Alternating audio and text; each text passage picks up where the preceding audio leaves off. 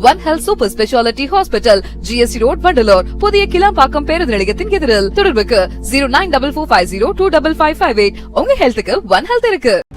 இல்லை, இந்த ஒரு காரணத்துக்காக வந்துட்டு தப்பு நடந்திருக்குன்னு தெரிஞ்சிருக்கு, எல்லாருக்கும் வந்து அதை பற்றி பேசுகிறாங்க. அப்படின்னும் போது திமுக அரசு இதை பற்றி எதுவுமே பேசாமல் இருக்கிறது தப்பு தானே சார்? அதாவது அவர் தவறு செய்தார் என்பது மக்கள் மன்றத்திலே அம்பலப்பட்டு விட்டது. சிசிடி கேமரா மூலமாக அது அம்பலப்பட்டு விட்டது. காவல்துறை வெளியிட்டதே அரசின் நடவடிக்கை தானே, அதை நம்ம அப்படி பார்க்க முடியாதா என்ன? இல்லை, அதை தாண்டி என்ன இதனால் சகலமானவருக்கும் தெரிவிப்பது என்னவென்றால்னு தண்டரா போடணுமா? அவர் சொன்னது பொய்ங்கிறத அரசு தானே அம்பலப்படுத்தியிருக்கு. இப்போ அரசாங்கம் அதை சொல்லிருச்சு. ஜெயலலிதா இருந்திருந்தால் என்ன நடந்திருக்குங்க அப்படின்ற அந்த வார்த்தையும் சொல்றாங்க. ஆனால் திமுக அரசை பொறுத்த வரைக்கும் இப்போ இந்த அவரை பண்ணாங்க, என்ன பண்ணாங்க, அவரை ஒன்றும் பண்ணலையே. இந்த அரசு வந்து எப்படிப்பட்ட அரசுனா அதிரடியான நடவடிக்கைகளுக்கான அரசு இல்லை. திமுக கொஞ்சம் வந்துட்டு அடக்கி தான் வாசிக்கிறாங்க, முன்ன மாதிரிலாம் இல்லை அப்படிங்கிறது இப்போ ரீசெண்டாக நடந்துகிட்டு இருக்கு. இல்லைங்க, திமுக மென்மையாக நடந்து கொடுக்குறது அப்படிங்கிறது அல்ல அது. இப்போ இந்த சம்பவம் வந்து அது கொஞ்சம் எடுத்துக்காட்டாக சொல்ற மாதிரி இருக்கு இல்லையா? 50க்கும் மேற்பட்ட உலக நாடுகளில் 100 கோடிக்கும் அதிகமான ஆகாயம் தமிழ் பார்வையாளர்களுக்கு பேரன்பும் திருநன்றி. உலகெங்கும் வாழும் ஆகாயம் தமிழ் நெஞ்சங்களுக்கு கிறிஸ்டியின் அன்பு வணக்கம். நம்மோடு சினிமா மற்றும் அரசியல் விமர்சகர் ராஜகம்பீரன் நினைஞ்சிருக்காரு. வணக்கம் சார். வணக்கம். எப்படி இருக்கீங்க சார்? நல்லா இருக்கேன் சார். இந்த மதுரை ஆதீனம் விஷயம் வந்து நீங்கள் கேள்விப்பட்டிருப்பீங்க.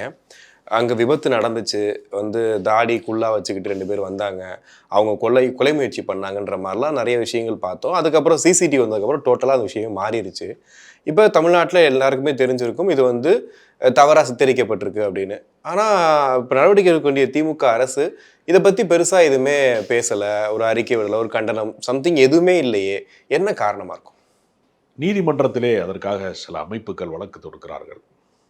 நீதிமன்றத்திலே போய் அவர் சொன்ன பொய்கள் என்பது அம்பலப்பட போகிறது. பகிரங்கமாக மன்னிப்பு கேட்க வேண்டிய அவசியம் அவருக்கு நீதிமன்றத்திலே ஏற்படும். திமுக அரசு தனிப்பட்ட முறையிலே இந்த வழக்கை வந்து கையிலே எடுத்து காவல்துறைக்கு தவறான தகவல் தந்திருக்கிறார், மத கலவரத்திற்கு வித்திடுகிற வேலையை செய்திருக்கிறார். எனவே இப்படிப்பட்ட விஷம பிரச்சாரத்தை செய்த மதுரை ஆதீனத்தை கைது செய்கிறார்கள் என்றால் இது இந்து விரோத ஆட்சி என்ற கூக்குரலை இவர்கள் வந்து பெரிய அளவிலே பேசுவார்கள். ஏற்கனவே ஒன்றிய அரசாங்கம் வந்து தமிழ்நாட்டுக்கு தர வேண்டிய நிதிகளிலே இருந்து எல்லாவற்றிலையுமே நேர் எதிரடையாக இருக்கிறார்கள். தமிழ்நாட்டினுடைய நலன் சார்ந்த எதையுமே செய்ய விடாமல் தடுப்பதற்கென்று ஒரு பிரத்யேகமாக ஒரு ஆளுநர் தமிழ்நாட்டினுடைய மக்களுடைய வரிப்பணத்திலேயே இந்த அரசுக்கு எதிரான முட்டுக்கட்டை போடுகிற வேலையை முழு நேர தொழிலாக செய்து கொண்டிருக்கிறார். திமுக அரசு என்ன செய்தாலும் அது இந்து விரோத ஆட்சி என்று பொய் பரப்புகிற வேலையை, வதந்தி பரப்புகிற வேலையை அவங்க செய்கிறாங்க. பல பேருக்கு இருக்கிற நினைப்பு என்னன்னா, சங்கராச்சாரியாரை வந்து கைது செய்யலையா ஜெயலலிதான்னு கேட்குறாங்க. சங்கராச்சாரியாரும் ஒரு பார்ப்பனர், ஜெயலலிதாவும் ஒரு பார்ப்பன சமூகத்தை சேர்ந்தவர். எனவே அது ஒரே சமூகத்திற்குள் நிகழ்ந்த சம்பவமாகத்தான் அதை பார்ப்பாங்க. ஜெயலலிதாவை வந்து ஒருபோதும் சோ ராமசாமி விட்டு கொடுக்கவே இல்லை கடைசி வரைக்கும். ரஜினிகாந்த் அவர்களுடைய அரசியல் வருகை வந்து வர வேண்டும் என்று அவர் நினைத்த போதெல்லாம் முட்டுக்கட்டை போட்டு அவரை அரசியலுக்கு வரவிடாமல் பார்த்து கொண்ட ஒரு மிகப்பெரிய சூழ்ச்சியை வந்து ராஜதந்திரம் என்று சொல்லக்கூடிய சூழ்ச்சியை செய்தவரே சோராமசாமி தான். எங்கே ரஜினிகாந்த் வந்து விட்டால் ஜெயலலிதா என்கிற பார்ப்பன தலைமை வந்து ஆட்டம் கண்டு விடுமோ, ஆட்சி அதிகாரத்தில் இல்லாமல் போய்விடுமோ, ராஜாஜிக்கு பின்னால் ஒரு பார்ப்பன தலைமையாக ஜெயலலிதா தான் இருக்கிறார், எனவே ஜெயலலிதாவின் ஆட்சியை இல்லாமல் செய்கிற வேலையை செய்துவிடக்கூடாது என்பதற்காக ஜெயலலிதா எவ்வளவுதான் கோவப்பட்டாலும் எவ்வளவுதான் அத்துமீறி நடந்து கொண்டாலும் அந்த ஆட்சியை பாதுகாப்பதற்கான வேலை திட்டத்தை அவர்கள் செய்தார்கள். ஒரு பார்ப்பன லாபி அங்கே வேலை செய்து கொண்டே இருந்தது.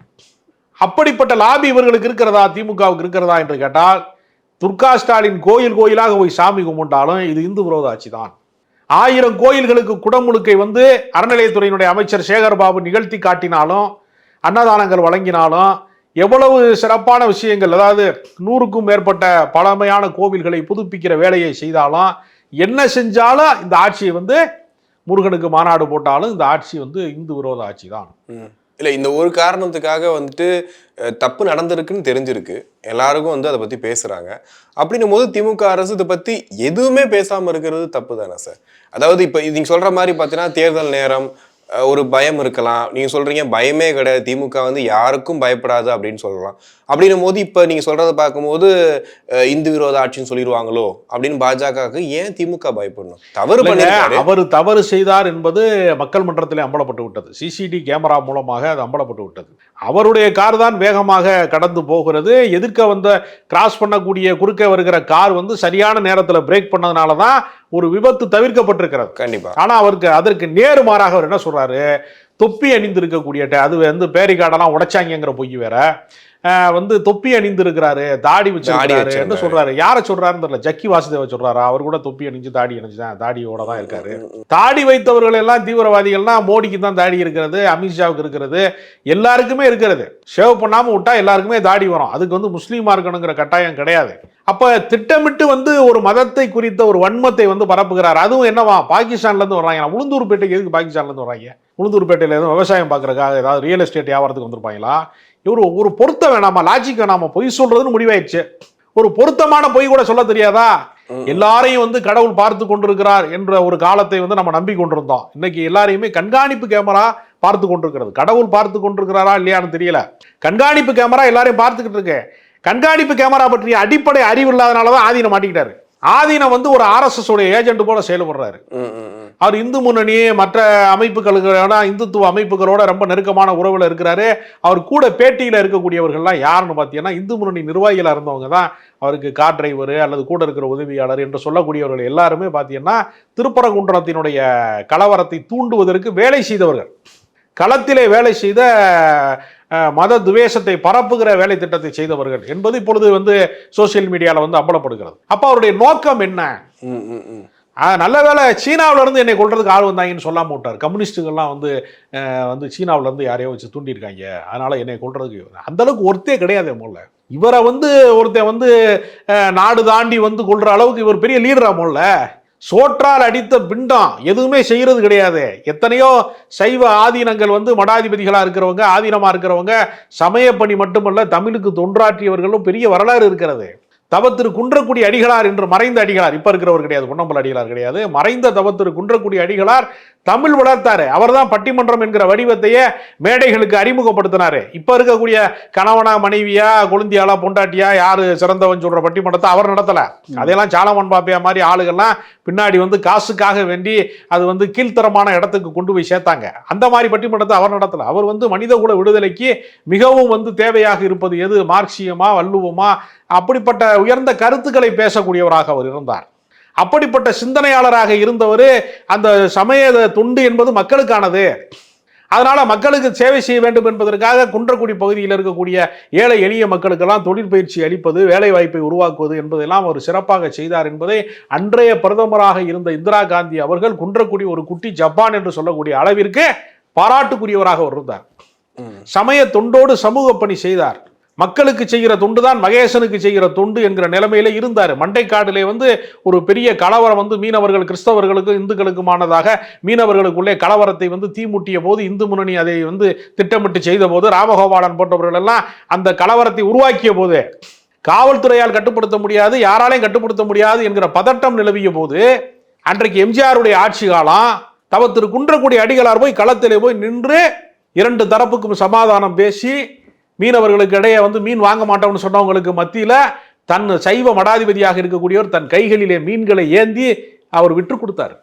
சமய நல்லிணக்கத்திற்காக பாடுபட்டாங்க. வடிவேலு தான் ஒரு படத்துல சொல்லுவான், இந்த ஊர்ல பூசாரி முதற்கொண்டு காவாடி பேலா இருக்கானடான்னு. அந்த மாதிரி இவர்கள் என்ன செய்றாங்கன்னா, ஒரு ஆதீனத்துக்கான, ஒரு தர்மகர்த்தாவுக்கான, ஒரு மிக மடாதிபதிக்கான ஒரு மரியாதையை, கண்ணியத்தை காப்பாற்றணும். இவ்வளவு பொய்களா சொல்லுவது? காவல்துறையில வேலை செய்யறவர்கள் வந்து உங்களுக்கு எதிரானவர்களா? உண்மையா இல்லையா என்பதை சிசிடி செக் பண்றதுக்காக அவங்க வந்து பார்க்க போறாங்க. பார்க்குற இடத்துல அப்படி ஒன்று நடக்கவே இல்லை. அப்ப ஏன் எதற்காக உள்நோக்கத்தோடு ஒரு பொய் சொன்னார் என்பதை இவங்க அம்பலப்படுத்திட்டாங்க. இப்ப நான் என்ன சொல்றேன்னா, திமுக பகிரங்கமாக அறிக்கை விட்டால் தான் கிடையாது, காவல்துறை வெளியிட்டதே அரசியல் நடவடிக்கை தானே. அதை நம்ம அப்படி பார்க்க முடியாதா என்ன? இல்ல அதை தாண்டி என்ன இதனால் சகலமானவருக்கும் தெரிவிப்பது என்னவென்றால்னு தண்டோரா போடணுமா? அவர் சொன்னது பொய்ங்கிறத அரசு தானங்க அம்பலப்படுத்தி இருக்கு. இப்போ அரசாங்கம் அதை சொல்லிருச்சு. இல்லை சார், பொய்ன்றது ஒரு பக்கம் இருக்கட்டும் சார். இன்னொரு பக்கம் வந்து நீங்கள் அந்த வீடியோ பார்த்தா தெரியும், அந்த ஃபார்ச்சுனர் கார் தான் ஃபாஸ்ட்டாக போகுது. ஒருவேளை அந்த பலூனா கார் வந்து கொஞ்சம் முன்னாடி வந்திருந்தா ஃபார்ச்சுனர் தப்பிச்சிருக்கும். ஆனா பலூனோ கார் என்ன ஆயிருக்குன்னு உங்களுக்கு தெரிஞ்சிருக்கும். அப்ப ஹிட் அண்ட் ரன் ஆயிருக்கும், பெரிய பிரச்சனையா இருக்கும் அது. அப்போ ஒரு பொய்க்குள்ள இங்க ஒரு பிரச்சனையும் இருக்குல்ல, இது குறித்து என்ன பண்ண போறாங்கன்னு நான் கேட்கிறேன். இல்லை, அது குறித்து அவங்க நீதிமன்ற வழக்காக மாறுகிறது. நீதிமன்றத்தால் தண்டிக்கப்பட வேண்டும். காவல்துறை தன்னிச்சையாக இதை நடவடிக்கை எடுத்தால் அதை வேறு அரசியல் செய்வதற்கான வாய்ப்பாக இவர்கள் இல்ல. இது பொதுவாகவே சார், இப்ப ஆதீனம் அப்படின்னும் போது அரசியல் சார்ந்த கருத்துக்கள் சொல்றாங்க, ஆட்சி மாற்றத்தை பத்தி பேசுறாங்க. ஒரு வாட்டி நடந்துகிட்டே தான் இருக்குது. இன்னைக்கு கூட நீங்க சோசியல் மீடியாவில் பார்த்துருப்பீங்க, ஒருவேளை ஜெயலலிதா இருந்திருந்தால் என்ன நடந்திருக்குங்க அப்படின்ற அந்த வார்த்தையும் சொல்றாங்க. ஆனா திமுக அரசை பொறுத்த வரைக்கும் எப்பவுமே ஒரு கற்பனையான பேச்சுங்க. ஜெயலலிதா சட்டம் ஒழுங்குக்கு ரொம்ப புகழ் பெற்றவர் அப்படிங்கிறதே ஒரு பிரம்ம பொய் தான். அவங்க ஆட்சி காலத்துல தான் பட்டப்பகல்ல நுங்கம்பாக்கம் ரயில் நிலையத்துல சுவாதி என்கிற பெண் படுகொலை செய்யப்பட்டாங்க. அதற்கு பின்னாடியே அவர் ஒரு இஸ்லாமிய ஆணை அவர் காதலித்தாரு. அவங்க 2 பேரும் திருமணம் பண்ணி சேர்ந்து வாழ போறாங்க என்பதனால நடந்த ஒரு ஆணவ படுகொலை அது. அதுக்கு பின்னாடி RSS பின்புலத்தில் இருக்கிறது என்றெல்லாம் அப்பொழுது பல தகவல்கள் பேசப்பட்டது. பட்டப்பகல்ல நடந்த அந்த படுகொலைக்கு பின்னாடி ஒருத்தனை கைதியாக ஒருத்தனை காட்டி, CCTV கேமரா வச்சு ஒருத்தனை காட்டி, ஒருத்தனை பிடிச்சி அவன் கடைசி வரைக்கும் வாக்குமூலம் என்ன என்றே நமக்கு தெரியல, மின்சார வயரை கடிச்சு செத்து போயிட்டான் என்று சொல்லி ஒரு மர்ம மரணமாக அந்த வழக்கை முடித்து வைத்தார்கள். அதனால எல்லா காலத்திலையுமே விபரீதமான சம்பவங்கள் என்பது விதிவிலக்காக 1-2 நடக்கத்தான் செய்யும். அது அதுக்கெல்லாம் சொல்ல முடியாது. அது இந்த ஆட்சியில நடக்கவே இல்லை அப்படி நம்ம சொல்ல முடியாது. மொழி போராட்டத்துல 68 மாணவர்கள் சுட்டு கொலை செய்யப்பட்ட போது போலீஸ் துறை மந்திரியாக இருந்தது கக்கன் தான். கக்கனுடைய வரலாறு என்ன சொல்லுவாங்க? தூய்மையினுடைய ஒரு அடையாளம், எளிமையின் அடையாளம்னு சொல்லுவாங்க. காங்கிரஸ்ல விடுதலை போராட்டத்துக்காக பாடுபட்டாங்கன்னு. அப்போ மொழி போராட்டத்தினுடைய உயிர் தியாகம் செய்திருக்கக்கூடிய தமிழர்களின் ரத்த கரைக்குள்ள இப்படிப்பட்ட மாபெரும் தலைவர்களின் வரலாறும் சேர்ந்தா இருக்கு. நீங்க எல்லாத்தையுமே ரத்தத்தை கழுவிட்டு தான் பார்க்கணும். அதை அப்ப இதையெல்லாம் சொன்னோம்னா உண்மை ரொம்ப கசக்கும். என்ன அவர் இப்படி பேசுறாரு அப்படிம்பாங்க. உண்மை என்னன்னா, எல்லா ஆட்சி காலத்துல, எடப்பாடி காலத்துல தான் கண்மூடித்தனமா சுட்டாங்க நம்ம சொல்லிட்டு இருக்கோம். மொழி போராட்டத்துல காங்கிரஸ் காலத்துல தானே சுட்டாங்க. அப்ப காமராஜர்லாம் தலைவராக இருந்தாரு. அவர் சென்ட்ரல் கவர்மெண்ட்டை சொல்லி தடுத்தாரான்னு கேட்டா கிடையாது, தடுக்க முடியாது அவரால். அவர் ஒரு தேசிய கட்சியில அவர் ஒரு பிரதிநிதியா இருக்கிறாரு. அப்ப நீங்க எல்லா காலத்திலையுமே ஒரு விபரீதமான விஷயங்கள், விதிவிலக்கான விஷயங்கள், அத்துமீறலான விஷயங்கள், சட்ட ஒழுங்கு பிரச்சனைகள் எல்லாமே நடந்துட்டு இருக்கு. அப்ப அன்னைக்கு கேமரா கிடையாது. இப்ப நீ என்ன செய்வான்னா, ஒரு ரவுடியை ஒருத்தன் கொண்டுட்டான், லோக்கல்ல ஒருத்தன் கொண்டுட்டான்னு வச்சுங்க, பிரிண்ட் மீடியா இருந்த காலத்துல என்ன ஆகும்? 2 நாள் கழிச்சு ஒரு பழைய போட்டோ ஒன்று வரும். ரவுடியோடைய நல்ல போட்டோ ஒன்று, பாஸ்போர்ட் சைஸ் போட்டோ ஒன்று போட்டுட்டு இந்த இடத்துல தான் வெட்டுனாங்கன்னு ஒரு கருப்பு வெள்ளையில ஒன்று வரும். ரத்த கலர் அதில் வராது. இப்போ என்ன செய்யறான்னா, ஒருத்தனை ரவுடியை வெட்டிட்டாங்க, அல்லது ஏதோ சொத்து தராருல அண்ணன் தம்பியை வெட்டிட்டாங்க, ஏதோ ஒன்று நடந்துருச்சு, பங்காளி சண்டை நடந்துருச்சு, புருஷன் பொண்டாட்டிக்கு விஷம் வச்சுட்டான்னு வச்சுங்க, அவங்க காரை விட்டு இறங்குறது CCTVலாம் காட்டுறான். அப்போ அது ஒரு வாட்டி காட்டுறதில்ல, நடந்தது ஒரு கொலையா இருக்கும், 300 வாட்டி ரிப்பீட் காட்டுறான் லைவ் போட்டு. இப்போ 300 கொலைக்கு சமம் திரும்ப திரும்ப காட்டுறான்ல. அப்போ உங்களுக்கு என்ன ஆகுதுன்னா, காட்சி வடிவம் கையில் வந்ததுனாலையும், எல்லார் கைகள்லையுமே அலைபேசி வந்ததுனாலையும் குற்றத்தை பூதாகரமாக காட்டுவது அப்படிங்கிறது ஒன்று இருக்குல்ல. இப்போ நம்ம ஒரு டைம் கலைஞரை கைது செய்கிற போது திருப்பி திருப்பி அந்த காட்சியை காட்டினாங்க. அவர் அந்த முகத்தை நிறுத்தினாங்க, ஐயோ கொள்றாங்கன்ற மாதிரி சவுண்டு கொடுத்தாங்கல்ல, திரும்ப திரும்ப காட்டினாங்கல்ல. அப்ப அது மாதிரி இன்னைக்கு எல்லாமே திரும்ப திரும்ப காட்டப்படுது. இல்ல, இப்படி நீங்க திரும்ப திரும்ப காட்டுறது சொல்றீங்க. ஒருவேளை இந்த குற்றம் இப்ப அவர் பண்ணிட்டாரு, இது மாதிரி எல்லாருக்குமே ரொம்ப ஈஸியா போயிடும்ல. இப்ப இந்த அவரை பண்ணாங்க, என்ன பண்ணாங்க, அவரை ஒன்றும் பண்ணலையே அப்படிங்கிற மாதிரி. இந்த அரசு எப்படிப்பட்ட அரசுனா, அதிரடியான நடவடிக்கைகளுக்கான அரசு இல்லது. சட்டப்படி தான். இப்போ ஆளுநர் மேல ஜெயலலிதா காலமா இருந்தா என்ன ஆகும் சில பேர் கேட்கறாங்க. ஜெயலலிதா ஆட்டோவில் ஆள் அனுப்பியிருப்பாங்க, ஆசிட் அடிச்சிருப்பாங்கன்னு கூட சொல்றாங்க சில பேர்.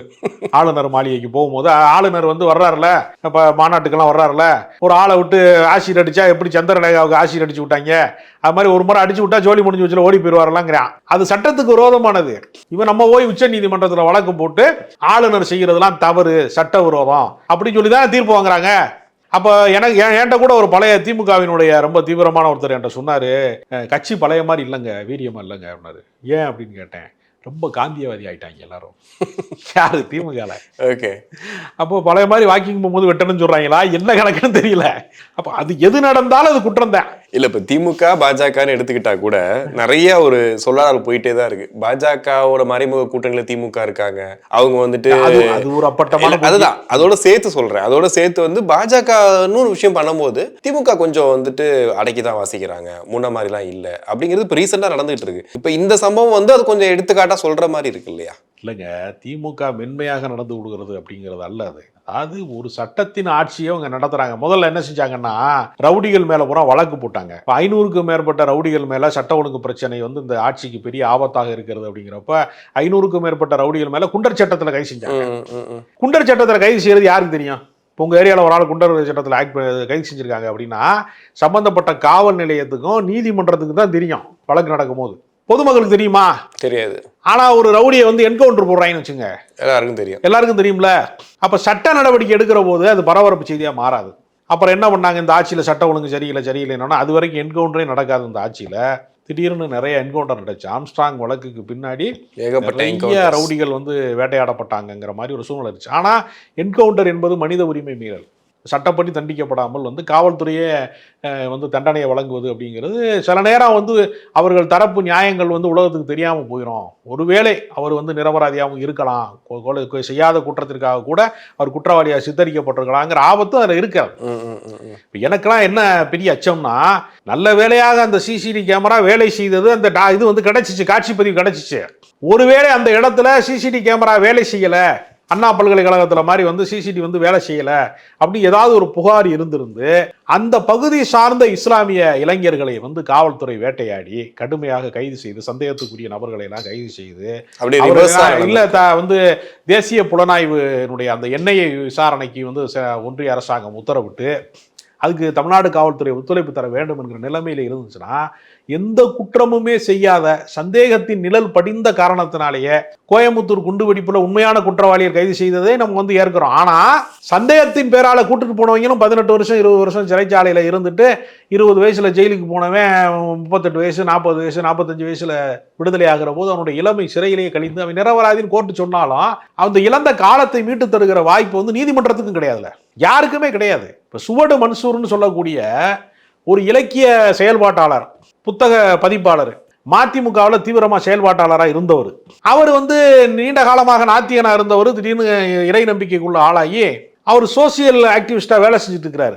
அவங்க என்ன செய்யறாங்கன்னா, அந்த உலக அளவில் இஸ்லாமியர்கள் தாக்கப்படுகிறார்கள், பாலஸ்தீனத்தை விடுதலை வேண்டும் அப்படின்லாம் சொல்லுவாங்க இல்லையா, அந்த மாதிரி ஏதோ ஒன்றை வந்து அவர் வந்து மீடியாவில் வந்து வெளியிட்டாரு, சோசியல் மீடியாவில் எழுதினாரு, ஃபேஸ்புக்கில் எழுதினாரு, வேற சில விஷயங்கள்ல வந்து சொன்னாருன்னா அவரை என்ஐஏல கைது செஞ்சு அவரு அவருடைய மகன் எல்லாரும் சிறையில் இருக்கிறாங்க.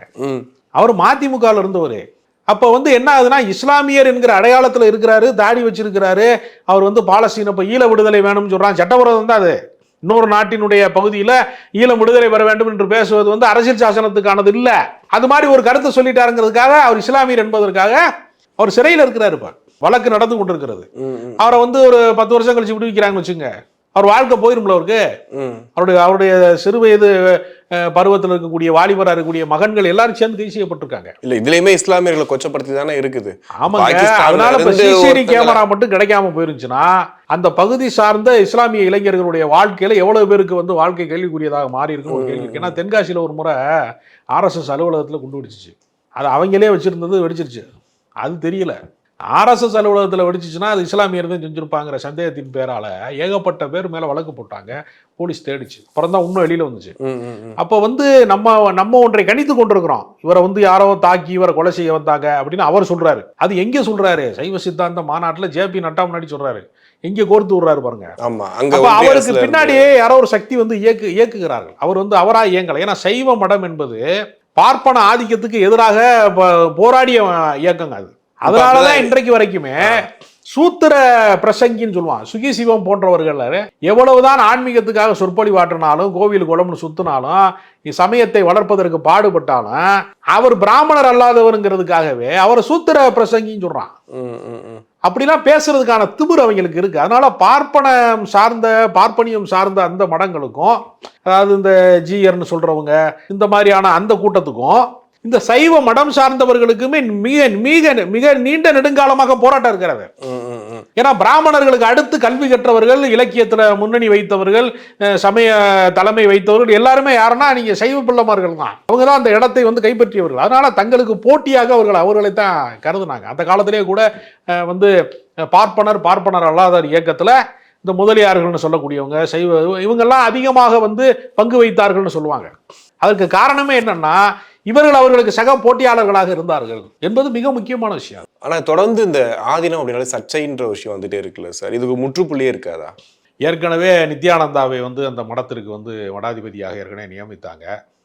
அது அவர் பாலியல் சர்ச்சைக்கு உள்ளானவர் என்பதற்காக அப்புறம் அவரே அந்த மதுரைக்கு ஏற்கனவே ஆதீனமாக இருந்த அருணகிரிங்கிறவர் வந்து நீக்கினார்.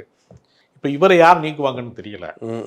இது வந்து இவர் எந்த அதிகாரத்தின் கீழ் இவர் வருவார் என்று தெரியல. ஆனால் மக்கள் மன்றத்திலே மதுரை ஆதீனம் வந்து ஒரு சங்கி, கலவரத்தை தூண்டுகிற ஒரு கலவர சங்கி என்பது கன்ஃபார்ம் பண்ணியிருக்கிறாரு. சோசியல் மீடியாவில் வந்து இன்னைக்கு வந்து அவர் அம்பலப்பட்டார். தமிழ்நாட்டிலே எப்பொழுதுமே சங்கிகள் செய்கிற சதித்திட்டங்கள் என்பது இது மாதிரி கேவலமான ஒரு அபத்தத்திலையும் காமெடியில தான் முடியும். நேரடியாக பாஜகவை வளர்க்க முடியவில்லை.